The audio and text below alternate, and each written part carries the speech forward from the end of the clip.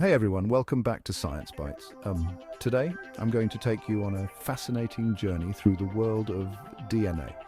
By the end of this video, you'll have a solid understanding of DNA structure and how it replicates. So let's dive right in. First, let's talk about the structure of DNA. Well, picture a twisted ladder. That's your DNA. This twisted ladder is called a double helix. The sides of the ladder are made up of sugar and phosphate molecules. The rungs, they're pairs of molecules called nucleotide. There are 4 types of nucleotides: adenine, A, thymine, T is cytosine, C, and guanine, G.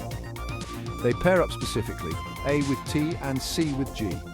Now, imagine you're holding the ends of the ladder and start twisting it. That's exactly what happens to form the double helix structure of DNA.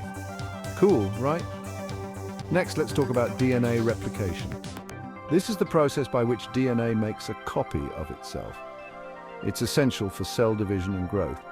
Imagine unzipping that twisted ladder. That's the first step in DNA replication. An enzyme called helicase unwinds the double helix. It breaks the hydrogen bonds between the nucleotides, separating the 2 strands.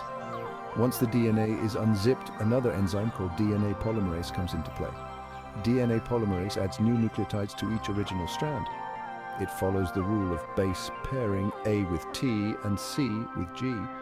This creates 2 identical DNA molecules, each with 1 old strand and 1 new strand. This process ensures that genetic information is accurately passed on during cell division. DNA replication is super efficient and incredibly precise, but it's not entirely foolproof. Sometimes errors do occur. Fortunately, there are repair mechanisms in place to fix these errors. It's like having a built-in proofreading system. So, in a nutshell, DNA is a double helix made up of sugar phosphate sides and nucleotide rungs.